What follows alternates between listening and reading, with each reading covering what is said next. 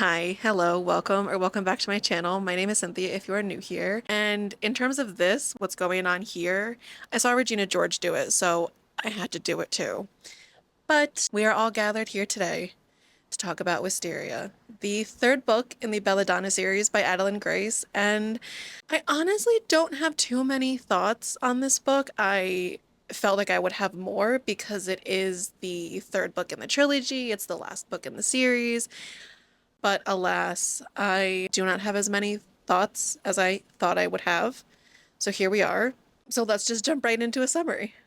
I know in my Belladonna and Foxglove review videos, I read the summary from the book, but with Wisteria, I pre-ordered it on Kindle, so I don't have a physical copy to read you the summary of. So I'm going to read you the summary from Goodreads. Faith Hawthorne has never let anyone tell her what to do. Not society, not her overprotective father, and certainly not the man she's bound herself to, no matter how rude and insufferable he is. In fact, she's determined to be a thorn in his side for the rest of her days, even as he ensures that her life in the palace is anything but a fairy tale. As Blythe discovers a new side of herself linked to his past, she'll have to decide if she's willing to let an unexpected spark ignite and discover the truth about who she really is. So thoughts on the plot. This book was interesting.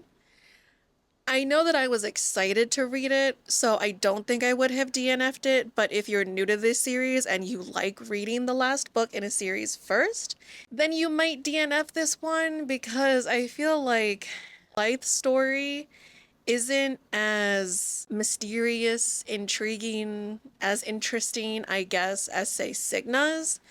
So while I was invested, I was struggling a little bit to get into it.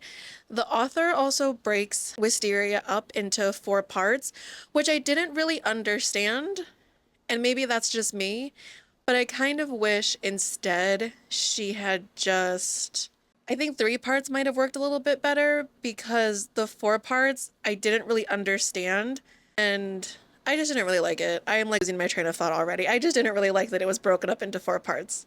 I will also say Eris did grow on me. I know in Foxglove when we first meet him, I was very wary of him. I didn't really like him. I found him to be very annoying, very arrogant, which is a fair assessment of him. But in this book, we learn a lot more about him and we see that he's actually grieving and he's going through a lot internally. And we really understand more of the scope between him and Silas's problems. Also, just a note, I will be referring to Fate as Eris and Death as Silas, just because I like calling them by names. I will say, the banter between Blythe and Eris was kind of fun. Blythe is a little bit of a spitfire. I feel like more of a spitfire than Cigna, and I found that I really enjoyed their banter dynamic. And using Wisteria as an estate was interesting. It definitely wasn't my favorite if I had to pick a favorite of the 3 estates. In Belladonna, we're at Thorngrove. In Foxglove, we are at Foxglove. And then in Wisteria, we are at Wisteria.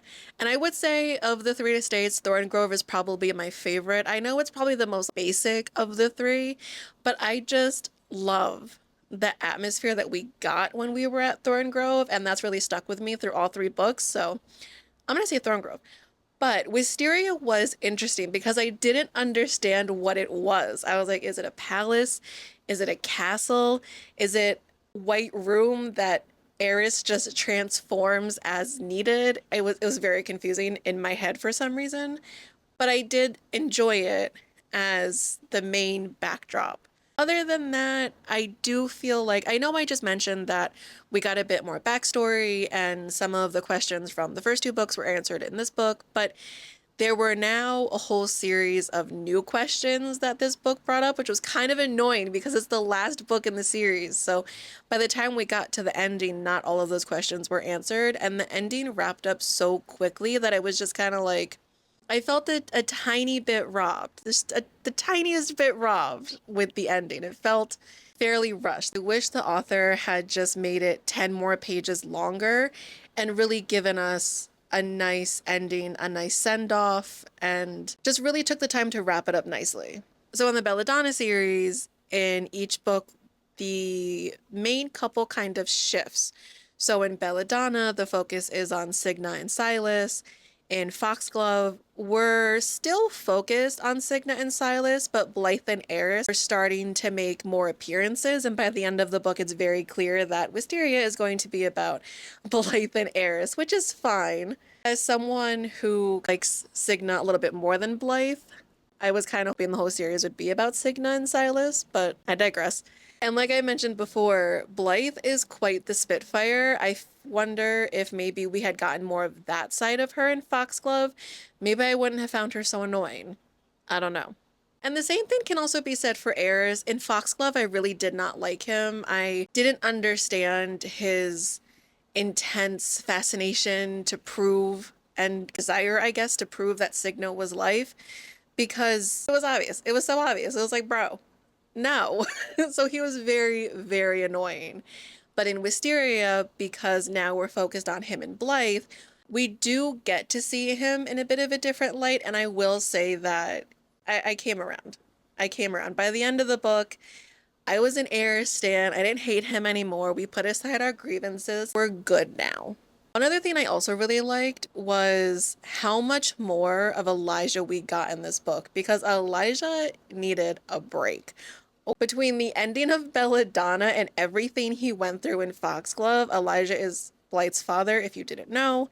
And if you didn't read this book, you won't know what I'm talking about, so I apologize. But just very briefly, for those of you who did read it, I loved all of the father-daughter moments we got with Elijah and Blythe. I really enjoyed that this book was a chance for them to, I don't want to say repair their relationship because there wasn't necessarily anything wrong with their relationship, but this book was really a chance for them to strengthen their bond as a father and a daughter, and I really liked that for them.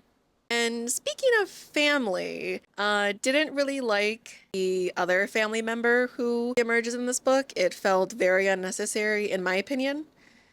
I know some people probably liked the added in thriller-ish aspect that they brought to the book, but I wasn't a fan of it.